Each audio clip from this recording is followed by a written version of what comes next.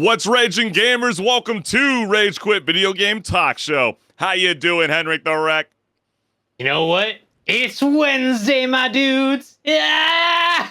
Yeah, you know what that means. We live, baby. Yeah. Gotta bring it back every now and then. But you know what's so crazy? We kind of, at least I kind of played it maybe down a little bit when we were going over it. But EA College Football 25 is popping off right now. Isn't it? Man. Yeah, 2.2 million gamers paid $30 extra, making it $100 each just to play it 3 days early. I thought we didn't like this practice that the industry was doing, but I guess, hey, if people are buying it, then they're going to keep doing it, right? Yeah, I'm very speechless, HenricK. I'm kind of wondering whether, Star Wars Outlaws will receive that kind of same reception or just this 11-year drought. I don't know about that one. That game's not doing too hot, and they keep kind of gaslighting the fans in a way. Yeah, that's very true, HenricK. And I know with EA College Football, we've been getting some very legendary videos that have been coming out, circulating all across the world. And so we always like to start off the show with the bang and show you guys a lot of viral content that is circulating all across the globe. And every younger sibling needs a reminder of who's the boss on the sticks. And EA College Football 25 is already doing its part by breaking the hearts faster than a missed field goal in overtime. So if you haven't seen this clip, go ahead and let's take a look. I'll play. Hey, if you gotta finish, bro. No! I'll play. Hey, if you gotta finish. No! Come back, bro. Yeah, I can cut in 5 minutes. No, I couldn't. Hey, No, I couldn't. Be quiet. I'm not talking to you. Be quiet. Ah! part of the game is He couldn't handle it. He couldn't hang. He was like, just be quiet. Don't talk to me. I need to suffer for a moment here without you rubbing it in. Why is it always with the sports genre, unless the shooter genre, we all feel this kind of same animosity? It doesn't matter what age you are. I feel like I'm going to have the same kind of rage when I'm 65. I mean, I feel like in the shooter genre, everyone just trash talks each other. And, there's kind of that expectation of that. But in a sports game, you're not necessarily going into it with that in mind. But then it happens. You're like, oh, yeah, I'm remembering now the culture around this game. Okay, that's a fair point because it's 1 versus 1 compared to 5 versus 5. Or, you're not like you're playing Super Smash Brothers and it's like, all three of y'all are clowning the one guy that keeps sucking ass and losing all his hearts right away. But we're going straight to the comments because the first one that we got here is every little brother has to go through it. I feel ya. And I know one of my good friends definitely wants to have that same kind of energy when he sees me every single time in person. And no, I will not let you have that same excitement feeling you get by kicking my ass and everything that's called the sports genre. But you know what? Sometimes the master becomes beaten by the trainee. So the younger brother will eventually get better than the older brother, I'm sure. Well, my friends tend to think that it builds character. Yeah. It's good for him, just like how this comment has been emphasizing. And last, as a little brother, this is a canon event and cannot be interfered with. So should every kid feel the beat down? I know we all are going to start seeing nephews that are going to start showing up in our lives, and our cousins. And, I think it's only fair, they have to learn the hard way too. Okay, nobody was guided the way that you get now with the beauty of YouTube, all right? So you're going to get the ass beat just like how we used to feel back in the day. But I don't know if you saw this, HenricK. This was pretty freaking badass, and for all the gamers out there, IShowSpeed yanked Kai Cenat out of his chair so fast after they first fall and chain together. This was a pretty legendary stream. If you missed it, there are so many highlights, but we're going to go ahead and show you guys one of the more iconic clips that happened from this massive streaming event, because you'd think that Kai Cenat was being pulled out of a burning building instead of a gaming disaster. And this is pretty good. I love it so much. Yep, right. Come on. Oh my God. Last one. Come on. You got no.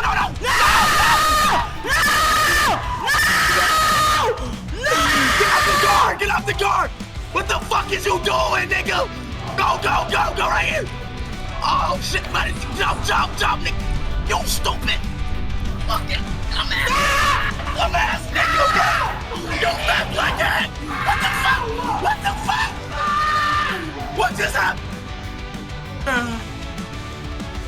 What just happened, bro? What the fuck did you just do? Dumbass! Illegal, bro! Fucking feed was going extra. Imagine being able to do that with your buds when you're playing a game. How did you die? Let me get this. Pull the chain on you right now. I know they were kind of celebrating Show Speed and Kai Cenat, you know, the whole idea that they beat this game within 12 hours. And, you know, people were clowning them saying, I've seen people beat it in 4 to 5. But I'd actually like to see them challenge themselves and get 2 additional streamers and run it back. Because I kind of feel like it's a little bit of an easy game. It's not easy, but it's just, you could go through it faster with only just, it's you know, not a 2 people. long game as long as you get through it. Yeah. Yeah, because I've seen the boys on FaZe Clan try to play this game, you know, with 4 people, and that was freaking hilarious. You know, seeing some of the more popular esports athletes still struggle like the rest of us, you know, casual gamers. You gotta love to see it. Well, the second you add any more people than 2, it just gets more and more hard because you gotta rally each other together to coordinate each movement. Oh, yeah. It's so freaking true, man. And it's definitely testing friendships all across the world. And Kai said, I drive better, and then did this. And then Speed was begging to drive, and bro didn't let him. For context, that was like before this iconic clip was surfacing in the web. Like, literally, Show Speed was like, let me drive. This collab stream has been amazing so far. A lot of people love these guys. Can they run it back? You know, there's guys like Jinxie and, you know, Sketch out there. Maybe those are the 2 guys that need to kind of join forces and make this, you know, a quad. It could do it. Yeah. The next one we got is rest in peace, headphone user. Yeah, you know, probably should have gave a disclaimer before we started playing that clip. Were your ears shattered? Nah. What was that? Oh, yeah, I know, right? Come again. But, you know, we have another clip here that I feel like a lot of gamers can relate to, because as we get older, finding time to get all your friends online at the same time for a video game session feels like organizing a flash mob in the middle of a tornado. Can you relate to the mayhem? I believe a lot of us do. It's such pain. Yo, boys, I'm hopping on. Anyone down to run? I'm down in like 20. Yo, I'm at the gym, but after, I'm so down. I'm down. I just got to update. Yo, where is everyone at? I'll be on in like 10. Driving home from the gym, I just gotta eat, then I'm down. I'm just still updating. Bro, I'm tired of playing with randoms. Where is everyone? Give me like 5 minutes. I just got a shower, then I'll be off. I'm still updating. Yo, I'm in Discord. Where's everyone I just at? hopped off. I've been on for so long. I'm like mad tired from the gym, but I'll be on tomorrow. Update's at 10%. How is this even possible? How is that so true, though? Because it's always the thing with my friend group. Like, oh, hey, any gamers tonight? And then I'm like, hey, I'm still at work, guys. And then, you know, 2 hours later, I'm able to hop in because I have to get home, I have to eat, I have to do all those things before I can hop in. And meanwhile, I'll hop in and no one's there yet. It's so much time.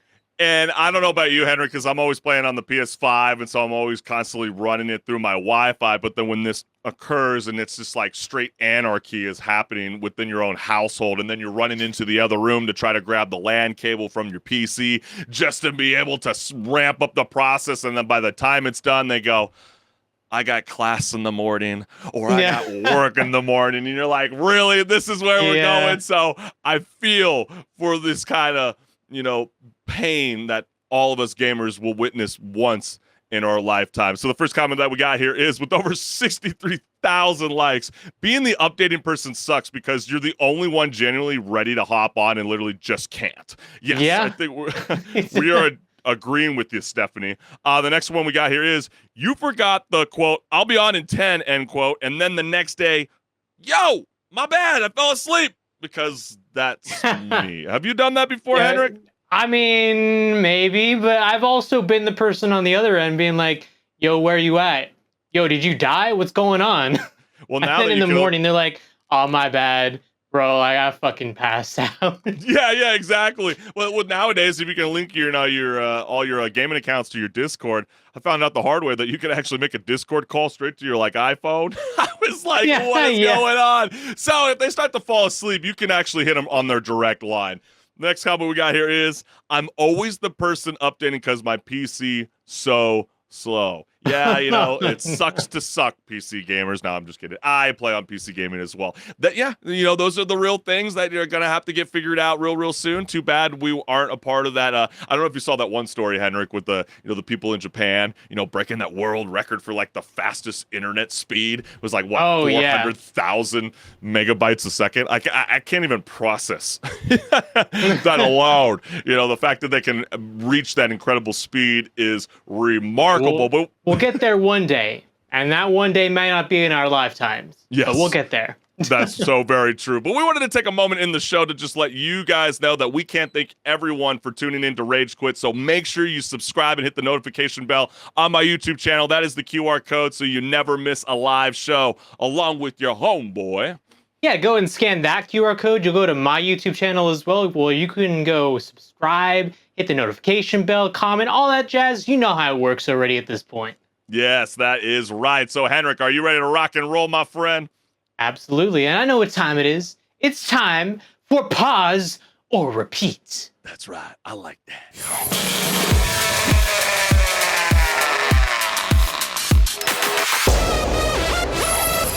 Hey everyone, this is Pause or Repeat. Here we figure out whether a game is really worth your time and money. Today's game is The First Descendant. Nexon is publishing this new free title, a looter shooter that takes inspiration from others in the genre like Destiny, Warframe, Anthem, and more. But is it able to differentiate itself enough from the inspiration? Let's go over the gameplay and find out.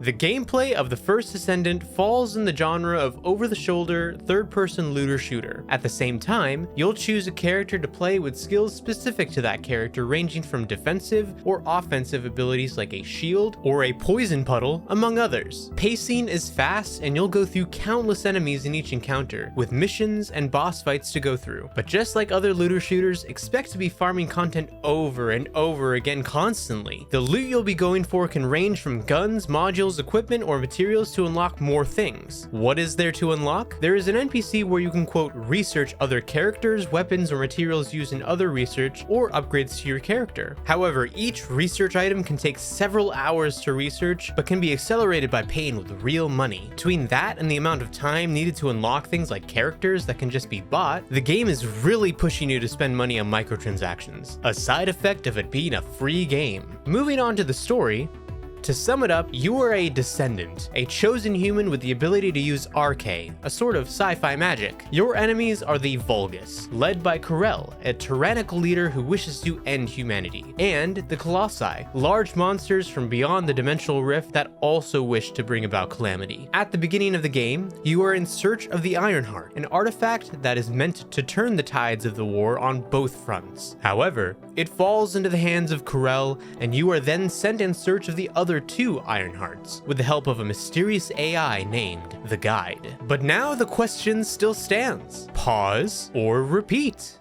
All right, we got a free-to-play game today, which is not the usual for us, but hey, you know what? There's some great free-to-play games out there, and this one, while it might not be a 10, it definitely has its fun moments. I mean, it's great when it comes to the movement and the gunplay. It feels really smooth, but then you look at the microtransactions and oh man, there's microtransactions up the wazoo in this game. It's like every little bit of the game that you think that they could monetize, they've monetized.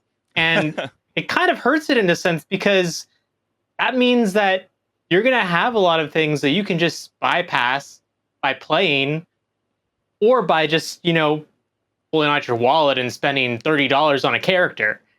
So whether you're okay with that or not, it's going to depend on you as the person. But what do you think about that, Chris? Yeah, I mean, if you're bored playing Destiny 2 and in a new game to spice things up, then The First Descendant is here to make you forget why you were ever bored in the first place. I know you have concerns about, the feeling of first playing The First Descendant. Yeah, you're right. They're going to give you a few characters to unlock for free within a couple hours of gameplay, proving that the only thing faster than unlocking new heroes is realizing your laundry is still in the dryer. I still felt like I was having fun trying to unlock these new characters, but I don't know if that's quite the gotcha moment, HenricK, because like to me, I feel like there's so much to do within this freemium that, you know, I'd never felt like it was like, oh my gosh, the monetization is killing me. In fact, I kind of felt like a lot of the critics in the reviews around this game were a tad harsh in my opinion. I you know, because I start to think about there are ways where you can get those characters. Yeah, you're gonna have to be, you know, pulling your teeth without spending money, but it's very similar to Apex Legends. You don't have to pay money right away to get that brand new character in the beginning, but if you constantly grind and you really love this game, the game will reward the gamer. Yeah, I guess that is true, but it also, when you compare it to a game like Apex, I mean, you're just buying it with a currency that you're slowly over time getting, right? Whereas in this game, it's like, well, for some people, if they're trying to go for, we'll say, one of the ultimate characters, like Ultimate Bunny, some of the drop rates on the materials necessary to craft that character, I'll have like 3% drop chance on an item that already doesn't have 100% drop chance to begin with. So it's technically less than 3% that you're actually being able to roll on this character's part. And that's one part of maybe several parts that you'll need to, you know, scrounge up together in order to actually craft the character. So some people will get it quicker than others as a result of that. You know, I've seen posts of people saying it's taken them like 100+ hours just to get some of these characters. Yeah. And that's where it gets really frustrating, because like, well, if you think of it like $30 divided by 100 hours, you kind of, you know, might as well have just dropped the wallet out and, you know, paid for it at that point, it feels like. But at the same time, I do get what you're saying, where, you know, they don't force you to actually pay for anything. I didn't pay for anything when I played through the game myself. Right, and I do, you know, you do make an excellent point when you do say, you know, there are cats that are willing to, you know, play 100 to 120 hours. Come on, though. There's not a lot of people that can even play, you know, 50 hours, you know, and sometimes we don't really have that kind of attention span. And so the point that I'm going to get at is, you know, the storyline when it comes to the First Descendant, because it's so atrocious. I don't know about you, HenricK. I love a good story, so I felt myself skipping the cutscenes nonstop. I mean, the best analogy I can put it is like you're sitting through the director's cut of Justice League. You know, like Zack Snyder. You're doing this all over again. Why can't you get it right the first time? I mean, why are we doing this again with Rebel Moon? That's kind of the feeling that I get with the storyline, and I think the point that I'm trying to make is it's like when you feel like the story is what's going to retain the player base to want to stick around. So if you're gonna, you know, push this whole free-to-play kind of experience, you better ramp up this story, because some characters you just cannot connect with. And I feel like in the long haul, that could really damage a game that could actually be kind of something kind of special, because the environment, you know, really looks very promising and you want to see more out of it, but I just don't want to see it just die as quick as Anthem. And, you know, with this kind of move that they're doing right now, it wouldn't surprise me, especially with how electrifying 2025, you know, the video game roster is going to be next year. What are they going to do to be able to retain that player base is something I'm still questioning. Yeah, I mean, it's not going to be the story. I mean, like you said, I don't think the story is anything to write home about either. It honestly, if I'm going to be real with everyone right now, I didn't know who the hell Eamon was until the last one. I was like, oh wait, it's the dude who's like the right hand man of the main villain. I'm talking about this Eamon guy, but I'm like, hey man, did we get introduced to this guy at some point? Like, I don't remember. And then like all of a sudden, oh yeah, it's that guy. Like, and that just shows you that the storytelling kind of failed me in a sense. And I'm sure I'm not the only one. Like you said, you wanted to skip a lot of the cutscenes because they didn't grab your attention. And really, it feels like they're wanting to focus on the gameplay being the thing that draws people in. But then the question, well, who's really going to be invested in a game beyond 50 hours if they're stuck trying to farm for a character? It's going to be mostly just the people who are used to this kind of genre of game, the looter shooter genre, where they're stuck, you know, like in Destiny 2 perhaps as well, grinding out something in the PvP rewards or or running a raid constantly over and over just to get something to drop for them. Yeah. At the same time, though, this game does feel a little more accessible, at least, than Destiny to at least hop into, because there's less of a larger group you have to put together for this end game content. I've even seen people get to the point of being able to solo things by themselves. I had a solo boss progressive story as well, so it's possible to do it by yourself. It's just you have to put in that time to do so. Yeah, and those are all crucial concerns to be raised, but I know you were even kind of going like, oh, for like a freemium, you might be wanting to put down $30. That might not sound like the end of the world, especially when you consider it next to like Suicide Squad, Kill the Justice League. I'm just trying to wonder what would be a worse game? I would say Suicide Squad. First and Descendant that's seems mostly very also promising. because they did charge you the $70 up front and then still expected you to pay money for things. Absolutely. And, the one thing I do love about the First Descendant is there are tons of weapons to choose from, and the modifying feels very rewarding. I mean, there are been, some concerns online about, like we're having right now, how is this game going to excel that repeat in the future moving forward? A lot of people have already kind of reached that level 40 hump. Some people, like the really badass gamers have already reached up 100, and some people have kind of felt like, when you peeking past the base gear, it feels like you're leveling up your Mewtwo to 100 and then realize that it's still stuck in the never-ending gym battle with no challenges in sight. So that's a real concern that, I feel like the developers will eventually figure out over time. But the game is so fresh. It's so much fun. It's a really good, perfect summertime game that I would recommend trying to gather all your homeboys together, because this is a game you're going to want to play with friends. You try to play this game with a bunch of random people, you're going to be stuck in those like multi-wave missions, and people are just constantly bailing out halfway, and then you're going to get really pissed off. And I don't know if you jumped on, I just jumped on, earlier today, and now they're already showing an image before you even jump on. They're like, don't beat that guy. They don't want people AFK'ing. Right. And so I'm wondering if they're going to start punishing people for that. Call of Duty has done that in the past and others. So what is that? They're seeming to take some measures to do that. They're observing things first.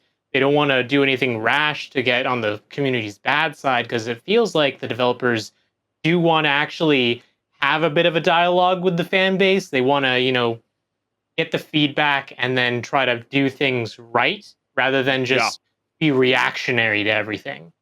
Yeah, and I think, it's not just this game. I mean, we've already saw it earlier this year. It's no different than the backlash faced on Helldivers 2 in recent months, which it begs the question, HenricK, will the First Descendant face similar issues as to retaining a player base for the long haul? I believe it will. I am going to go out on a limb and say this is a repeat. I think, the First Descendant is being very heavily clowned upon, with the rest of the, the media outlets that cover, the video game spectrum. And I think a lot of gamers are going to have a lot of fun playing this game for the long run. A few things they got to tweak out, develop the story a little bit better so we can actually retain the experience and the overwhelming environment that is so spectacular, in my opinion. I think the graphics are pretty badass. So if you want to win the gamers over, you're going to have to tweak a few things, but I'm going to go out on a limb. I'm going to say it's a repeat. What about yourself, HenricK? Well, my friend group and I, we always have at least a few different games in rotation, some that have stuck around, they've lasted through the test of time. This has not been one yet, obviously, because it's so fresh still.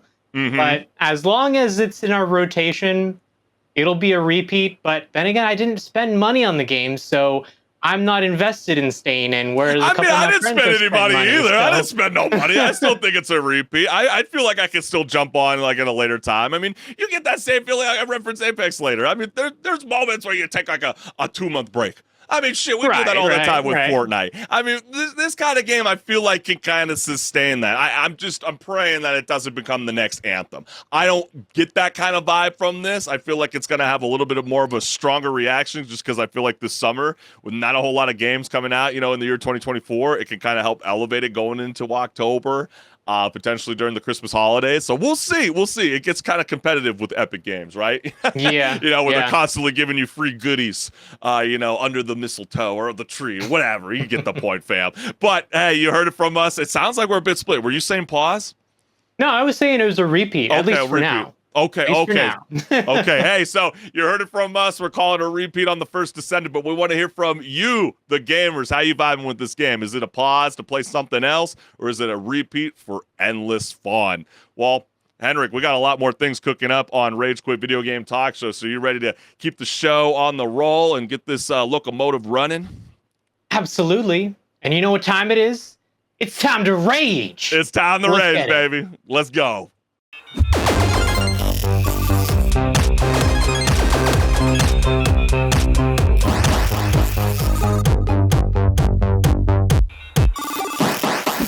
What's good, listeners? Welcome to Patch Notes, where my co-host HenricK and I discuss gaming news, industry talk, and so much more. Let's get it.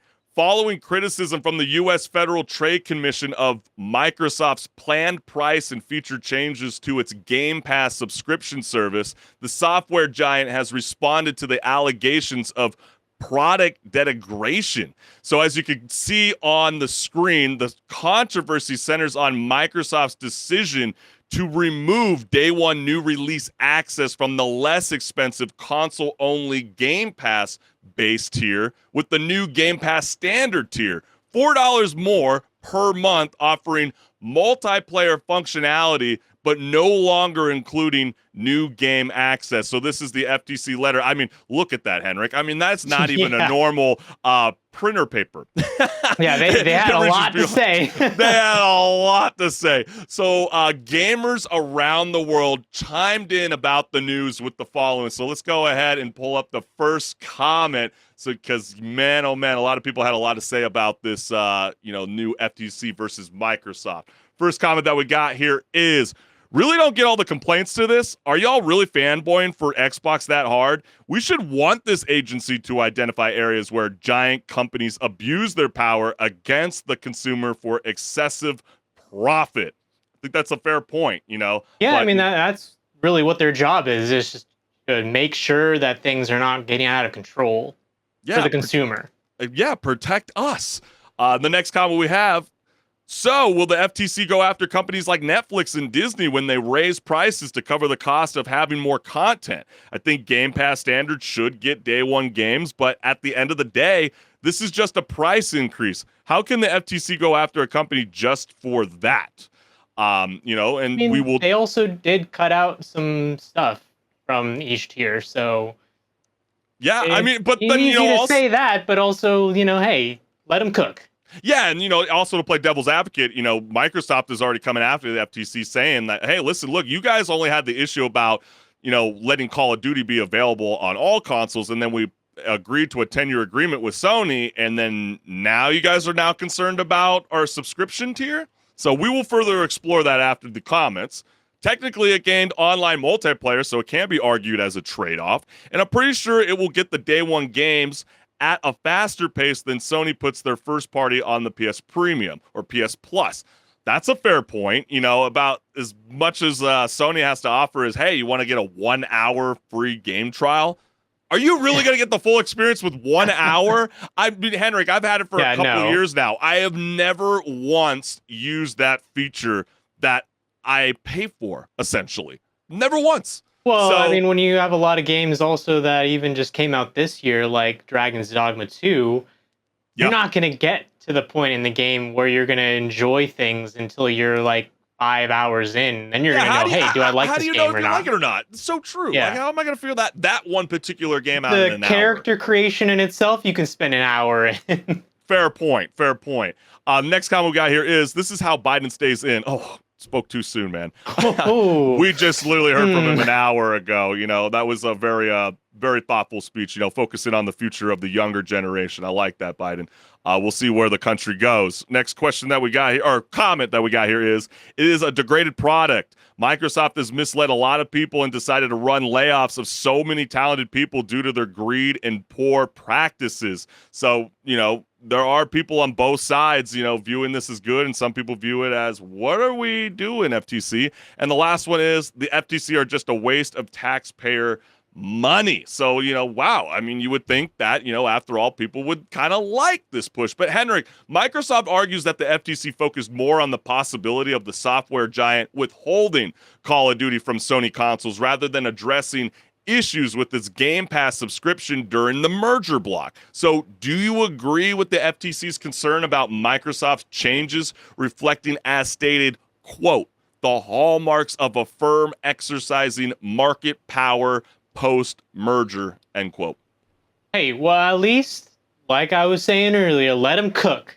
Because at the end of the day, it is their job to, take the magnifying glass out on these companies that are really big companies and could easily take advantage of their marketplace.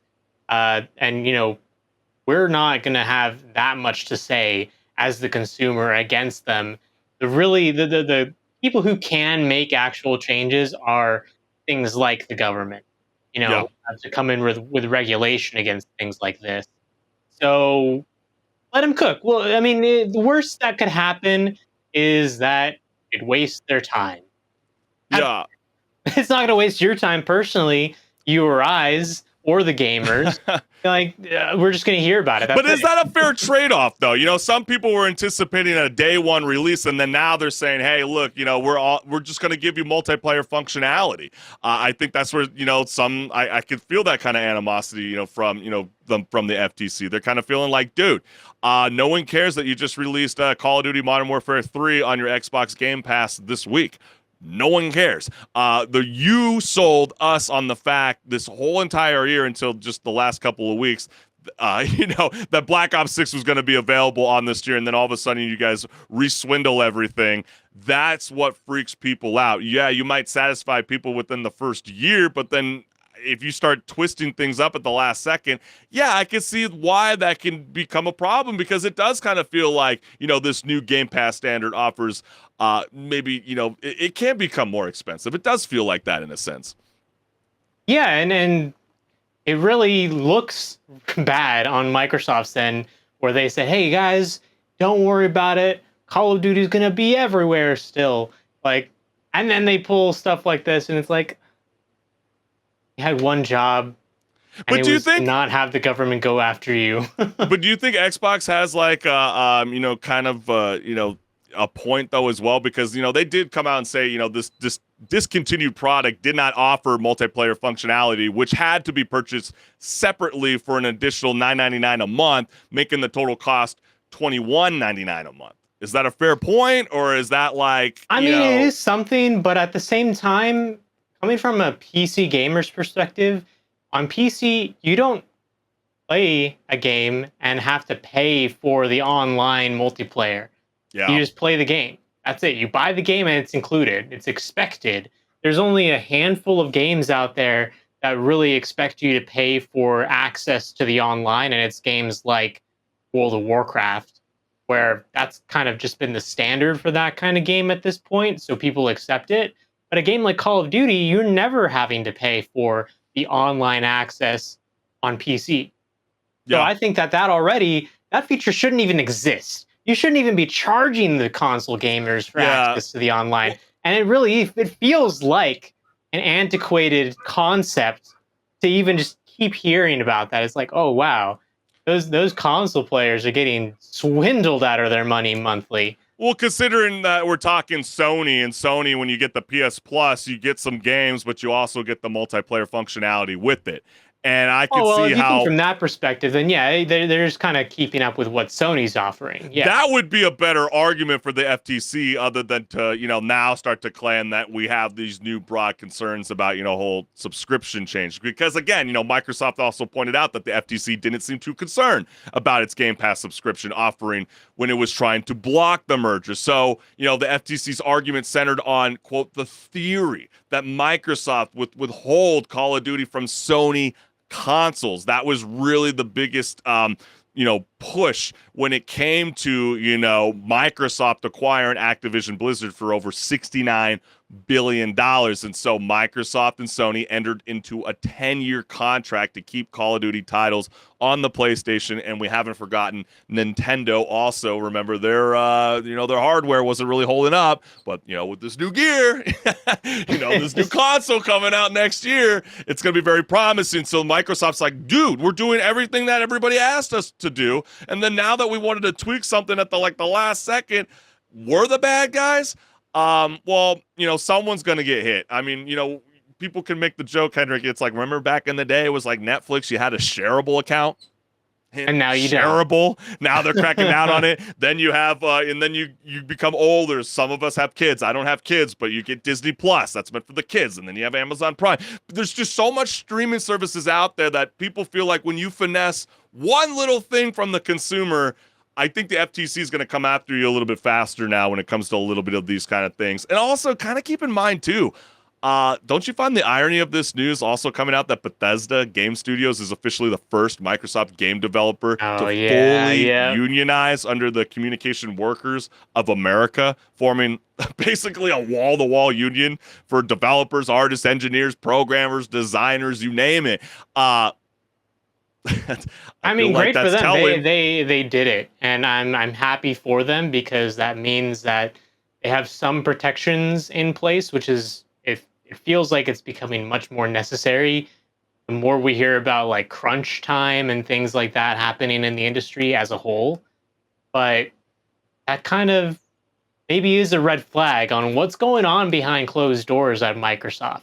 Yeah, it definitely raises questions, but that's why we like to have this as an open discussion. You, the gamers, let us know. Does FTC really have any merit to stand on? Do they really have an argument in place? Or are they just going after the bigger corporations just because it's they're the center of attention in the month of July? Let us know what's good. But let's start to segue, HenricK, because I feel like we explored this conversation last season, and now we actually have some stats to completely retract on everything that we were discussing before. Yeah, so go ahead and I remember break it was because Ubisoft brought this up, right? Is like the idea of putting in-game ads in their games. Well, Electronic Arts as well. Remember, they were also kind of exploring that kind of concept. So break it down. Exactly.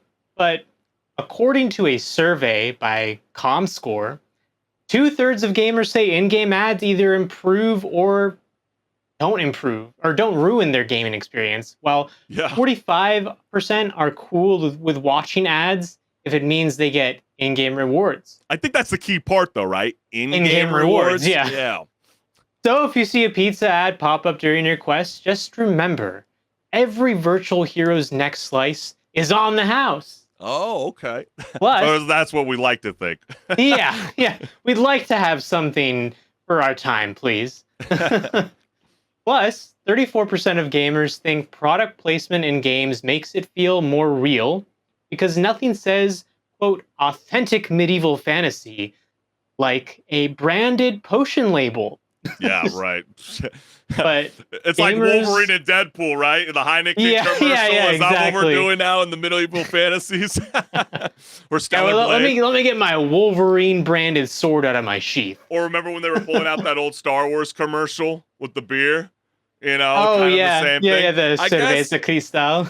Yes, exactly. Yeah, but gamers responded to the survey with the following comments, and they had plenty to say in regards to this survey. Oh, yeah, they did. I'm going to go out on a wild limb here and assume this includes mobile users as gamers because that's the only group that seems, oh my gosh, I can't even say that. What, impervious to that cancer? Oh my gosh, I had a blonde Impervious. Oh my gosh, that's hilarious. I was like, that's a big word. No way. No, includes, but those who only play on mobile are the minority. The data shows 77% of gamers play video games on more than one platform, PC, console, or mobile, and 40% playing across all platforms. I do wonder, however, they source their participants because this. Additionally, 34% of gamers who have seen product placement ads in games say it makes the experience more real. Only really meshes with sports games and a handful of other select games, mostly set in our world. Or you could say driving games. There's a billboard you're driving on by. But then again, I don't know if I want to see political ads in Grand Theft Auto. That might Unless be it's like a futuristic driving game, maybe. Like an F-Zero or something. Like, it would make no sense to see a Burger King ad in the middle of an F-Zero game. Or Red Dead Redemption. Yeah, exactly. What's that doing there? Some people are saying BS. They just go, nope, fart bum head face is going. Nope, he's saying BS. Next comment we got here is, for those thinking this survey is BS, you're absolutely right. This survey was done by ComScore, a company dedicated to managing people's information on the internet for large companies to use. A part of what they do is help companies with advertisements, presumably targeted ads. So the company that makes money off of other companies' ads is telling us that we actually don't mine ads every minute. That could be a point, but they did, survey people from 18 to 65 years old. 3 out of 3 Redditors find this article as BS. So the Reddit community is definitely up in arms over this. And last, and this is why we don't want mobile gamers in the same category as actual gamers. Anyone who plays on console or PC doesn't want ads. And so, I hear you, but the future is, cloud gaming and being able to access your games on all devices. But Henrik, so are gamers really so into in-game ads now that they're starting to think their virtual worlds need more billboards to feel authentically sponsored? Or are they just waiting for their favorite game to offer them a virtual discount? I don't know, an energy drink to keep you around for the suspense of the thrill of what video games have to offer? I mean, that definitely would be something that would entice gamers more so to be okay with this, but maybe we're in the wrong. Maybe it is a lot of gamers that are just okay with it, but all we see online is the vocal minority of people saying, don't put ads in the game, otherwise I will not buy your game. And it's just, it doesn't sound good to you and I, but yeah. Maybe we're also in the vocal minority when it comes to that. Hey, well, if that's how you feel, then, bounce out. But I feel like, if it's going to, become a thing where what they mean by in-game ads is how they've been treating it with, like, Amazon Prime, where you're, like, in the middle of watching, season 4 of The Boys, and all of a sudden you have to take a commercial break. Yeah, we might have some problems, Hopefully they don't implement some, like, cheaper route for cloud gaming where they go, we know you're a broke boy. You can't afford my cookies. Not the Pokemon line. So we're going to offer you a $3 discount to be able to play some of your favorite, I don't see how it would work for multiplayer games, maybe some of your favorite single-player games, and then you got to cut into, an ad break. That would suck, and then I would definitely revolt, against the developers. But if it's like an in-game that's in the middle of an ad, honestly, that doesn't really bug me. If the game's good, the game's good. I don't know. I go to pretty long lengths to make sure that my internet browsing doesn't have any ads on it. So I don't think I'd be okay with that being in a game that I've already paid for. Now, if it's a free game, that's a little more understanding, and think of it like why this. People think it's okay with a mobile game. Hold on. think of it like this: you're playing a sports game, and you're playing NHL 24, and you're seeing the whole, like, ice ring, and you see the billboard swaying by. If you saw Bumble or Nike or anything, Target, Walmart, you have a problem with that, and you would not support that game moving forward. Because you get where my argument is? Like, it's like if you have, like, a billboard, that doesn't really bug. Yeah, I guess my thing is, like, don't make it intrusive. Don't make it where it's like, to get to the next part, I have to watch a video. Or I have to look at something for a good bit of time before I can move on. Right, because that's where a lot of those Reddit comments kind of seem to be. They keep going back to, like, the mobile way. Yeah, you're right. Like, that's so freaking annoying. Like, I do not want to watch an ad to get an in-game reward on a mobile thing. That just seems to be, like, the ecosystem culture around mobile gaming. But if that was implemented into consoles and PC gaming or to the smart TVs, we should all be revolted. That sucks. Yeah. That's a horrible thing. But then again, that doesn't surprise me. I mean, we were just talking about the First Descendant, monetization. I mean, hopefully that never happens. But what if you're inside the store and they're like, hey, you want to watch 30 seconds to a minute to be able to earn a virtual currency that you can't earn in-game that most people have to actually pay money for? I'm sure there's going to be a few people that watch the 1 minute ad while they're watching something on their phone until it ends. The thing about that is if I was in that position with a game like the First Descendant, I'd probably click it and then go get food or something. That's what I'm saying. Like, not even watch it at that point. You're just kind of like walking away. Yeah, so I don't know if it would necessarily like sway me to walk away, but I do find it intriguing to see that the data shows 77% of gamers play video games on more than one platform. That means PC, console, or mobile, and 40% playing across all platforms. So when you hear 40% playing across all platforms, you can see why there's such a massive push to bring cloud gaming to all platforms. I mean, even when we saw this little short sale from Amazon, for example, my eyes, were very shocked, to see an Xbox controller with an Amazon Fire Stick with the 1 month Xbox Game Pass Ultimate all in a bundle together without the console. I'm like, what? Because that's kind of where we're going. So, but then again, what does that mean for in-game ads and in-game rewards? I guess, the pudding's on the cake. We're going to have to find out.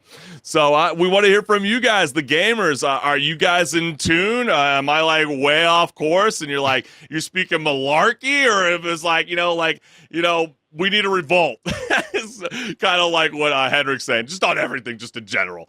Yeah.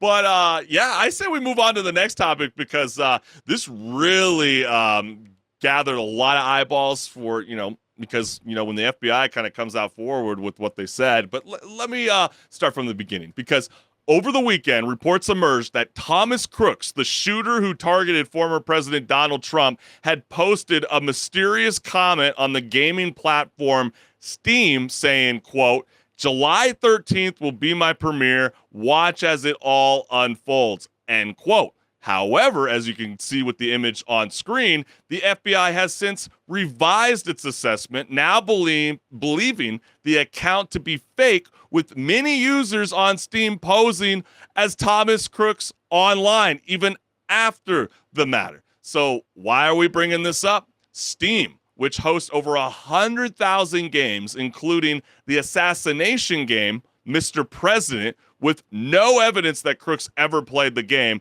is raising concerns about how real video games have become and who's actually vetting video games and accounts on the platform. So as you can see with the image, basically the idea of the game is the protagonist's name is called Dick Rockhard Johnson. I know. Yeah. Just a legendary name. I guess I'm sold. The ultimate bodyguard money can buy is tasked with protecting the most hated presidential candidate of all time, Ronald Rump, according to the game's description. As you can clearly see where some gamers went, wow, a little too close to home. So gamers reacted to the following. So let's go ahead and pull up some of these comments. So the first one that we got here is, if this game gets an update in the coming days, it would be hilarious. Last update was 90 months ago. So I mean, what are they asking an update for? For some real factual things to go into the game? What, ayo? yeah, I mean, there would be so many games that would have to be revised. I could think of so many, but I'm gonna hold my comments until after we read these. Plague Inc. was also popular when the pandemic started, COVID-19. I hoped 60 Seconds not becoming popular. So people are starting to correlate certain, real events that seem very eerily close to What's some that? video What's games. that line? The quote, "Life imitates art." Yeah, absolutely. Very good point. Iron Lung also got tons of sales and popularity during the OceanGate incident. Gamers can be quite, about this. Some applied, Subnautic, where OceanGate is a product placed as the submersible. Yeah, I mean, there were, games that started to get highlighted and people go, you know what? I actually kind of want to play this. Or I never even heard of the game. I'm actually going to visit it now. The next comment we got here is, if there's one thing we can count on in these trying times, it's banger memes. Laughing out loud. Really can't miss out on some dark, dank memes in these dank, darkest of times. Yeah, you got to have some dark humor to get through the dark times. Even if a game was developed 90 months ago, whether you think it's tasteless or not. Laughing my ass off. I immediately checked the game when I saw what happened. So, see, that's kind of what naturally happens. Some people go, oh, whoa, I remember playing this game. Holy crap. And, and then everybody jumps on the game. I can only imagine the player base is only spiked up in the recent weeks. And Probably, yeah. I wonder if they track JFK Reloaded, an oldie but goodie. Oh. So, you know, as you can see, you know, no one had a problem with that game then, you know, but then now you got games like this. And so that raises the question, you know, because remember, HenricK, earlier this year, we reported on Body Cam, a video game with photorealistic graphics that let players experience life as a foot soldier, raising concerns about its depiction of violence. And now amid, you know, recent events in America, there's a growing discussion about whether video games should dial back their depiction of real life violence. Is this even feasible? I don't think it's feasible. There's going to be so many things, like you were saying, that would need to be dialed back because they're maybe too close to reality. But a lot of the stories are based off reality because reality is the easiest way to get inspiration for a story. And like I was saying, kind of as a joke, but also, you know, life does imitate art in a way too. A lot of times something will be thought of and then made into a movie, a book, television series, or a game. And then, oh, wow, all of a sudden this actually happened.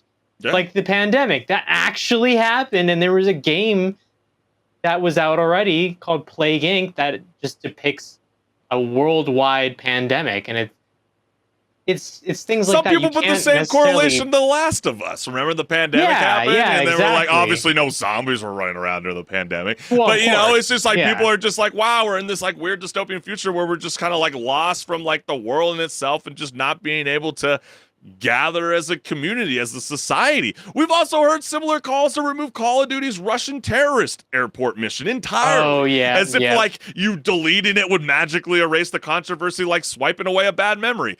That what is that going to do? And that's the thing too. It's like when you look at history and you look at how societies in history have been on the downturn, like we'll say Greek society, the moment that you can tell when their society was going down the drain was when the government started to come in and say, hey, you know what? You know this thing you have in your art? Yeah, I'm not okay with that. We got to cut that out. Yeah, what happened? Are we all in favor of burning books all of a sudden? Like, what the hell happened? I mean, look, put it this way, HenricK. We've also seen Call of Duty's Black Ops 6 trailers hyping up a campaign story that reflects on past modern-day events featuring Saddam Hussein, okay? Because nothing says action-packed like revisiting historical controversies with a virtual twist. Are we going to start getting nitpicky about the campaign mode in the future?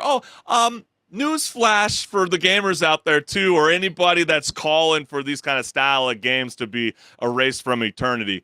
Ubisoft has an entire series called Assassin's Creed, okay? Because you're going to explore historical conspiracies. Why not just do it with And the they're Hidden under Blade and a whole fire lot too of because of all the stuff going on with Assassin's Creed Shadows. Yeah, are we gonna like call for Ubisoft to like call for a name change in the series call? I mean, you don't even have to have a history degree to relive historical events. Just jump off the rooftops, stab people without needing a time machine, right? So like, what are we how far doing? you'll get doing that, Chris. I mean, it's just so stupid. And like, we just showed the image of the game, Mr. President, and it's not even close to like even the conversations we had earlier this year with Body Cam, where they go, wow, when is too real on screen look too real? This looks like some of the cheesiest looking graphics I've ever seen in my life. It's a bit on the nose, you know. Bit on the nose, all Ronald the way Rump. from I mean, the come on. little bit of every little detail, but at the same time, there's not that much detail. Right. You and know, I mean, like come on, it's not trying to be realistic. Right, and I get it. You know, who knows? We don't know these developers personally. Maybe they have a personal vendetta against Donald Trump. That's not my problem. Whether you view it tasteless, it can be viewed like that. But if you don't like the game, don't support the game. It's really that kind of simple. But yeah, people going after it, going Ronald Rump. They're thinking of Ronald Reagan, who also survived an assassination attempt. And then now the weird irony is, 90 months later from this game, former President Donald Trump almost gets killed on stage during a rally event. It's horrific, and it's something that nobody wants to see during their lifetime, and I'm still processing it, just like how a lot of many Americans and a lot of people across the world. But to call for the end of games and to start questioning again a mature game. Yeah. Not meant for kids to play. Now we're calling it just kills me. I'm playing Far Cry 6, HenricK. Who's the star in the game? Giancarlo Esposito. Who does he play? A corrupt president, which you're tasked to assassinate. Yeah, Is are we Far gonna Cry just 6 a game that we need to pull Far from Cry the 6? shelves? Yeah, are we gonna wipe that out of gaming history entirely? Come on, guys. It's just like Think the about call this for a second here. Yeah, I mean, we were just talking about Assassin's Creed. It's like the call for, Yusoki, the African samurai. Oh, it doesn't fit to the historical. We haven't even played the game yet. Can we play the game? If you're gonna criticize that game, criticize it for the other things that they're doing wrong. Like not the historical inaccuracies, because the game isn't meant to be historically accurate in the first place. Yeah, or it's like when I'm playing Dead Space and I see one of my fallen, soldiers, my fellow ally. You can still keep bashing his head in over and over and over again. Grand Theft Auto, I can keep blasting your head in, whether that's very just weird behavior. Those are things offered in video maybe games. Talk to a doctor or a psychologist or something. Or play another hour of your gaming therapy session. I don't know. But anyways, it's just like, people correlating video game violence to real-time violence. It's aggravating. And just the fact alone that the FBI came out so fast to say that was Thomas Crooks who said that on Steam and then retracting that statement is just like really flippy-floppy, and it's comes across very irresponsible. But then again, definitely people have concerns about Steam, right? We kind of hinted at this last week, for somebody that has to regulate over 100,000 games and only has like a staff of about over 300 people. Kind of remarkable that they could do that. It's not enough. It's not enough to have an individual look at each game. Like that, there's a lot of things that are just automated as a result of that because it wouldn't be feasible. There's way too many games, and it's just going to continue to rise how many games get put on the service. So you have to have some automation. So what do you gamers feel about this? I mean, are you guys in line with, removing these kind of style of video games, to the consumer, to the player base? Let us know what's good. So let's go ahead and move on to the next topic of conversation, HenricK, because, wow, now it really starting to seem like the campfire is sizzling. Break it down.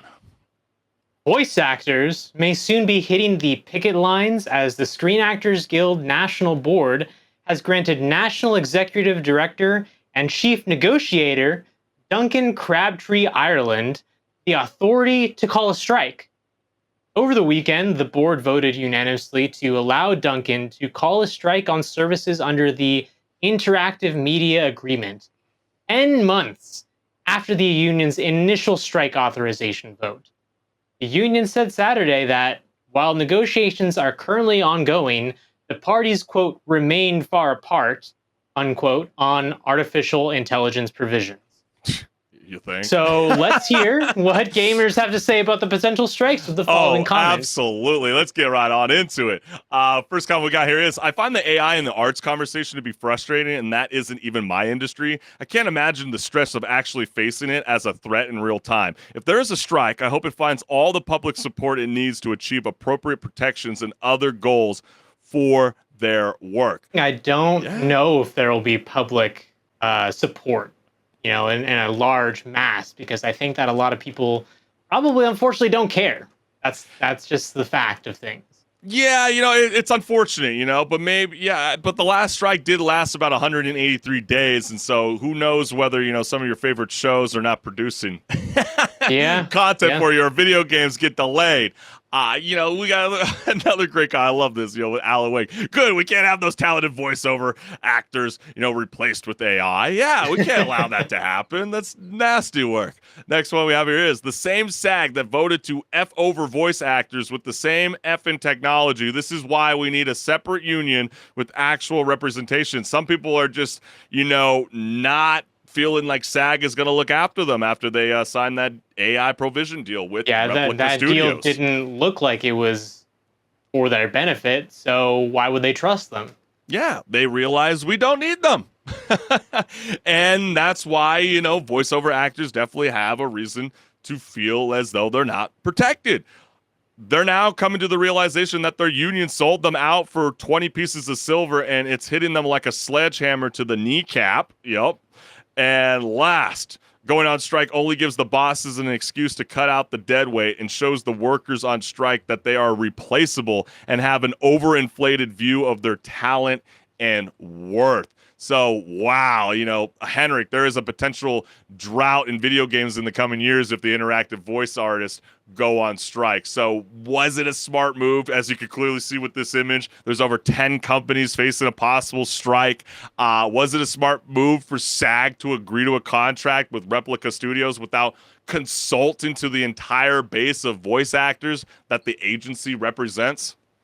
Yeah, it was absolutely ridiculous that it went down like that they didn't consult people in the industry that actually have a say in whether they're okay with this. Yeah. Like, we reported on that because, when we're doing it now, and when we first reported on that happening, it was mind baffling that they decided to do it that way, because even voice actors in the industry, they were like, I was not told that this was going to go through like this. Yeah. And if I was told, I would not have been okay with it. And now look, 10 months later, what's going on? Well, they're maybe going to go on strike again because they're not okay with it. I mean, what does that say when you have over 98% yes to authorize a strike? What does that say to the people that are supposed to represent the artists and the community at large? What does that say? You effed up big time. And so I don't have a whole lot of faith in this chief negotiator, Crabtree, Ireland. I just feel like he's the biggest dingleberry out there. Just to kind of remind people, back in March, Crabtree, Ireland said chances were at least 50-50, if not more likely, that we would end up going on strike in the next 4 to 6 weeks because of the inability to get past these basic AI issues. Well, if you can't get past these basic AI issues, why did you sign the contract? I think that's what's really baffling. And then, that obviously didn't happen. So, however, this latest move certainly put some pressure on the situation. And yes, back in 2016 and 17, the last time SAG went on strike against gaming companies, it lasted over 183 days. We might have a very strong roster coming out in the year 2025, but if, the voice actors go on strike, what does this mean for potential development for the future of gaming? I feel like there's going to be another massive, halt. Yeah, it might not be an immediate thing that we notice in games, but if they do go on strike for another 183 days, like, that's gonna delay some big titles for sure. Maybe not in the coming months, but in the coming year or two, definitely.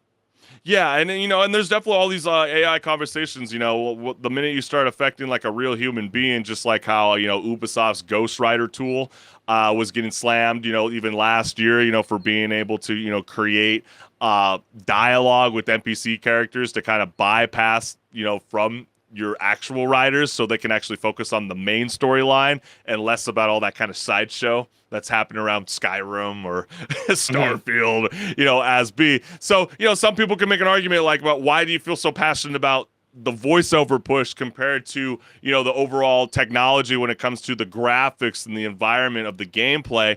Those are all definitely very serious debates to be said, but I feel like, this one's a little bit different.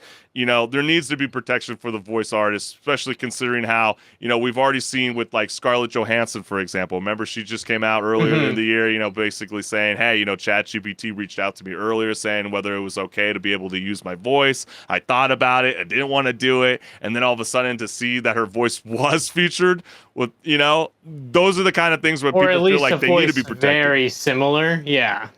Well, even like the whole similar voice conversation is going to get very tricky, I feel like, as the years go on, because, there's a lot of people standing vertical on planet Earth. And so I can only imagine there's another individual out there that might sound like the baritone of Chris Collins. I understand that. But, it definitely feels like it is a tricky situation because, there's so many people that are going to sound familiar to you, but then how are you going to prove that you didn't train your AI model on me?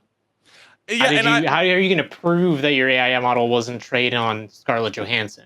Yes, it's definitely the training aspect, but it's also, the fact that, hey, listen, if I did do an amazing voiceover session with you guys previously before, you've studied all of my audio input, which came from, previous tiles, whatever. And, let's say I live in Toronto, Canada, and I can't get down to Santa Monica Studios in California to be able to record the next God of War game. Can we use, your audio to be able, with the technology of AI, to be able to further develop it? And that artist marks it as A-OK. That's the kind of protections they want, because at least they're getting paid for their image and their likeness and their credibility. That's really the overall conversation compared to like other conversation with the graphics. It's like, I could definitely see AI coming into the mix. Wouldn't it be kind of nice to kind of ramp up the process a little bit faster compared to like voiceover artists that are just like, I just want to be paid for, if you're going to, use me, pay me. Don't pretend like you're not using me. Like it's going to get so messy. Oh my gosh. It's really, the whole argument is, oh my gosh, I want this to be done properly so that I'm taken care of. And yeah, you can use the tool as long as I'm okay with it. But just make sure that I'm taken care of, and don't use the tool to fully replace me as the artist. I just use the tool as a supplemental tool. Man, HenricK, on top of my work. Yes, I feel you, HenricK, and I just feel like I have no faith in SAG to make this push happen. And their leadership is not going to be really for the people. It's tough. They're trying to lead. It's really, really tough. And just seeing again the last strike that SAG held against gaming companies lasted over 183 days. So if that lasted 183 days, what makes them think that they're going to fix basic AI provisions less than 183 days? I could be wrong, but I just don't see it happening. Don't be surprised if this gets delayed a freaking full year, and who knows how that's going to affect even animation moving forward. The AAA actors, a lot of, we were even kind of making fun of it in the scene. Wasn't it kind of ironic when you're watching a lot of these Hollywood strikes, how many AAA actors were actually on the picket line? Kind of felt like crickets. It really did. And so the same thing could definitely apply with this kind of strike as well. So we'll see. I really do feel like this is going to be a very, very long one. But then again, hey, we want to hear from you, the gamers. I mean, is this something that could be easily fixed? And, HenricK and HenricK the Wreck and Chris Collins, are we not seeing something that you guys are seeing? I mean, join the conversation. You, the gamers, you guys are really what make Rage Quit all things gaming. So please let us know what's good. But man, HenricK, didn't we have such a kick-ass show today? We cannot thank everybody for tuning in to Rage Quit Video Game Talk Show, and we're going to take this time to let you guys subscribe and hit the notification on my YouTube channel. So if you're not scanning the QR code and not following me, then you'll never know when we're going live. Oh, yeah, you do. We go live every Wednesday at 6 p.m. Pacific Standard Time, but we always got a lot of amazing, juicy content that's always popping up into the mix. And go ahead and scan that QR code right there as well, and you'll go to my YouTube channel, and go ahead and like, comment, subscribe. Also, stay tuned around 8 p.m. tonight. I'm going to be going live. I'm going to be playing a game called Severed Steel. I just bought it. It looks really awesome, and I want to try it out with you guys. So come join in, say hi, and we'll have some fun. No, literally, like, take the moment and scan that QR code. You're going to want to be a part of this live stream gameplay that HenricK the Wreck is going to be cooking up on his YouTube channel. He's always got a lot of amazing things. And what are you waiting for, man? Come on now. But again, thank you guys so much for always joining us live. And we will see you next week, fam. Peace. See ya.